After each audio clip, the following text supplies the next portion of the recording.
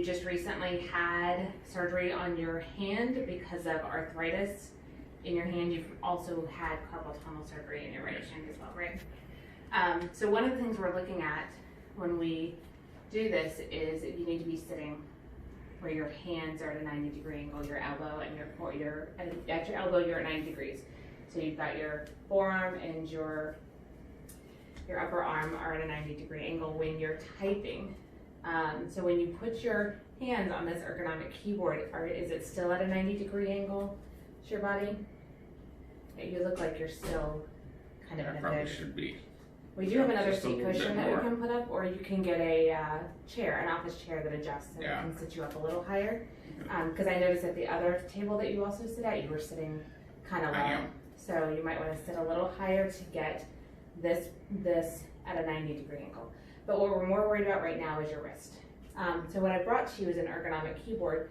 On your regular laptop here, when you're using that, your hands, your elbows are brought in, and your hands are kind of sitting at a weird You're sitting angle. like this because you're typing like this. Right.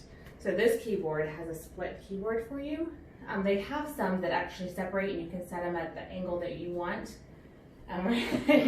So this one's already got them.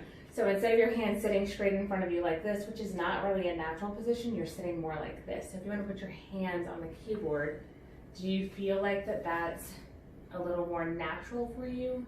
It does feel comfortable. Feels comfortable. Right. All right, so the other thing that we want to address with your keyboard specifically is that a lot of people think that these stands, that the makers put them on here for a reason and that you should use them. But unfortunately, when you use them, it raises them up and then your hands, your wrists sit at an It reduces the unnatural. glare on the keys if you need to look at them. Oh. Do you need to look at the keys? No. Okay. I took typing in high school, which was a few days ago. So you don't want it raised up because you already can see that your hands are already have an angle at your wrist Right. here. So what I would like to do is try this negative slope piece that slides under the front of your keyboard. So what you're saying is, We would want This is- all of this flat, right, because this is a little bit of an angle, but if it was up, then it would be even more. more of an angle. If we do the negative slope, what it's going to do is give room for your fingers, instead of your fingers sitting up on the keys, for your keys to be a little bit lower. And so your fingers are going to be sitting in a different place. So this it's actually got a magnet and it sits in those slots right there. There it goes. Is it sitting in that one correctly? No. So this one, yeah, there it goes. It's sitting in there now. This one is supposed to sit on top of it Okay.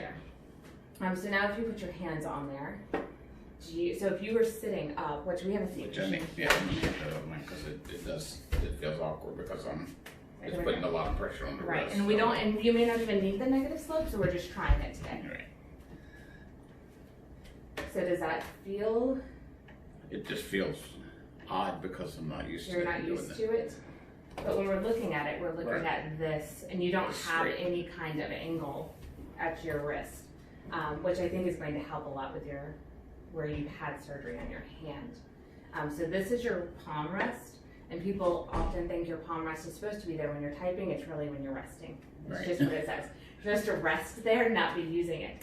But now when you Yeah, type, you don't, when you type,